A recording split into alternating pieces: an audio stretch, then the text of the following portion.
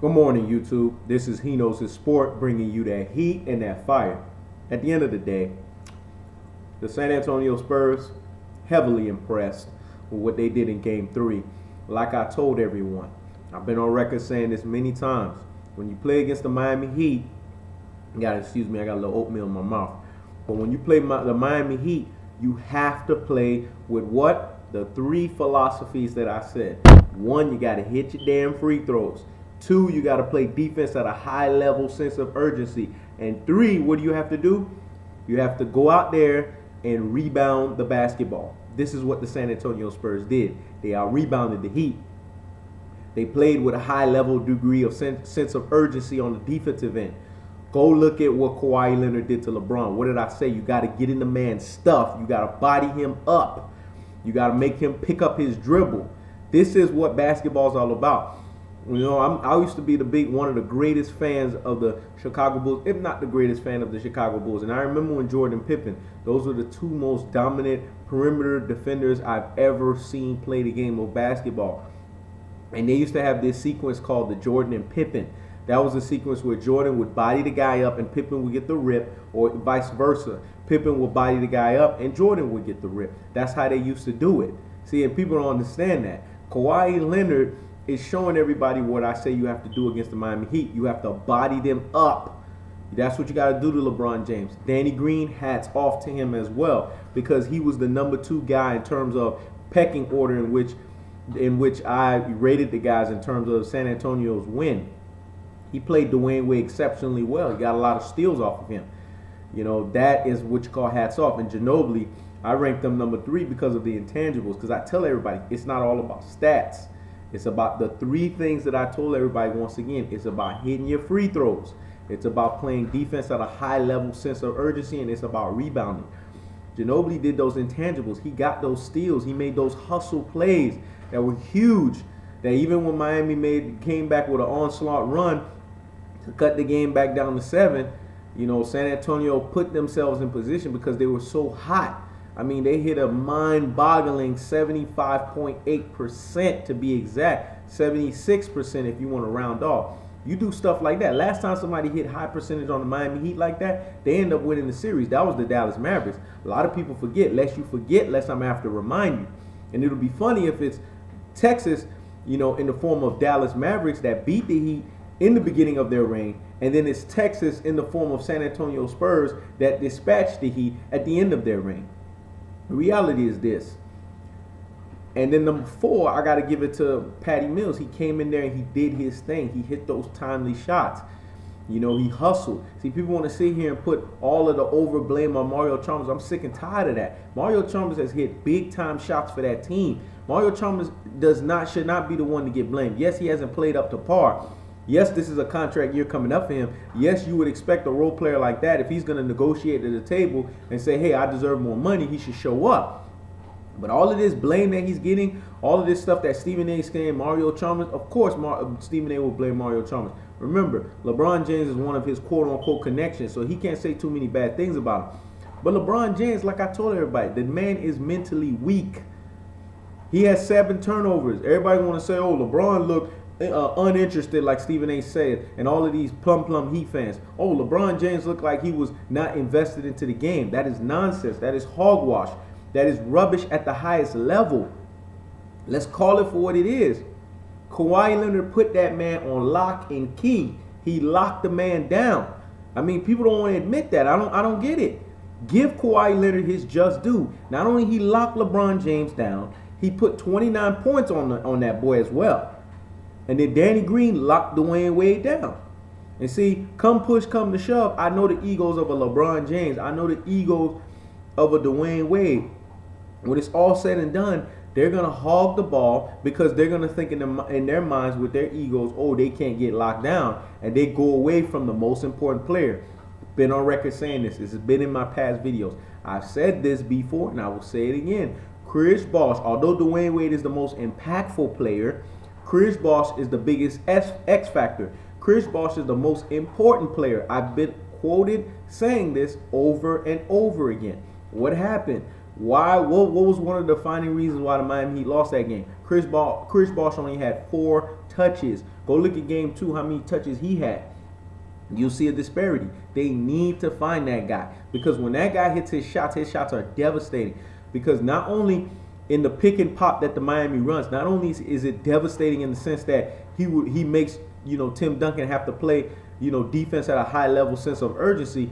At the same time, he takes Tim Duncan away from the paint, which allows guys like LeBron James and Dwayne Wade to throw him into the basket and have one-on-one coverages. But see, that's the thing. LeBron James and Dwayne Wade, they let their egos a lot of times get in the way, and they forget Chris Bosh, in the shuffle. They lose him in the shuffle. So in order for the Miami Heat to be successful, they need to get Chris Bosh at least 14 to 16 touches per game. I've been on record saying this. And if they don't do that, and if San Antonio continues to do what they do with Kawhi Leonard and Danny Green on the defensive end, this series is pretty much going to be over quickly. But remember what I said.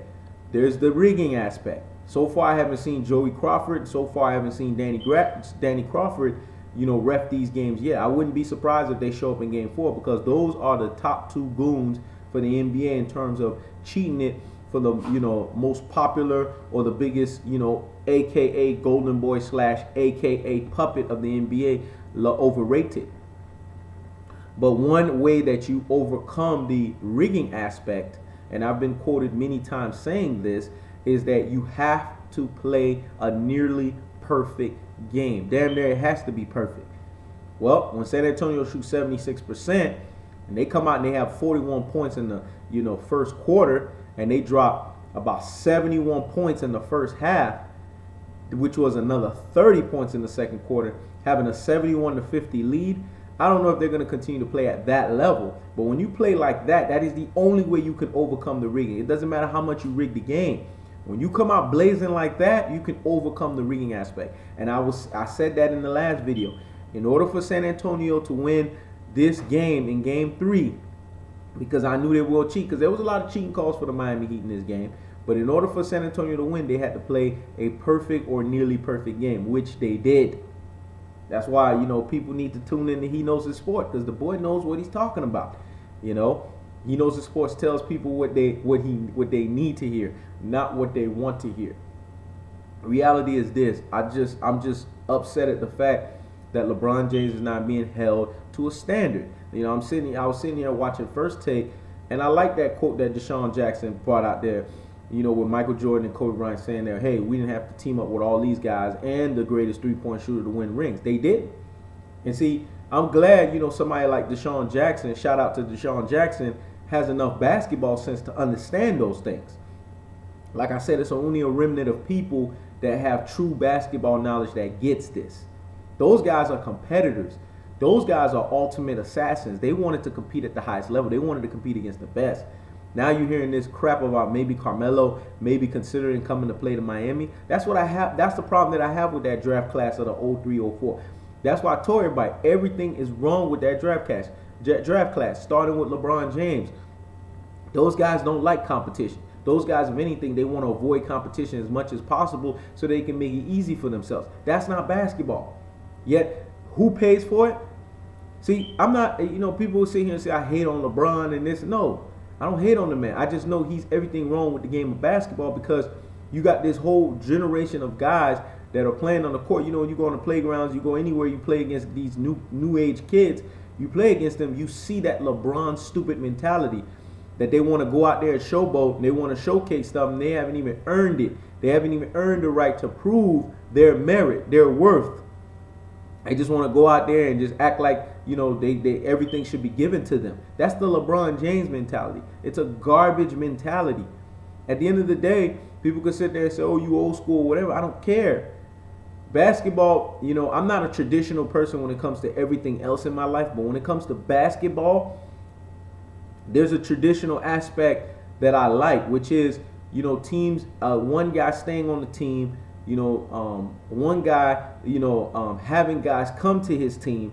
Doesn't have to necessarily be guys nearly comparable to his level, but guys that are fairly good, role players, really good role players that will help him ascend to the next level to win a championship. There's something to be said about a guy doing that as opposed to a guy teaming up with guys that are comparable to his skill set. Instead of having a built situation, it's a bought situation in order for that person to win. Utterly disgusted with that. If anybody truly loves the game of basketball, if anybody calls himself a basketball enthusiast, a basketball purist, a basketball connoisseur, they would not like things like that. But, hey, it's like I've said, I've been on record saying this, I had to somewhat dumb down my basketball knowledge team for me to be able to enjoy somewhat of this new age generation. Otherwise, I would just turn off the TV and not watch basketball at all because the product has been reduced. This is why this overrated era needs to end.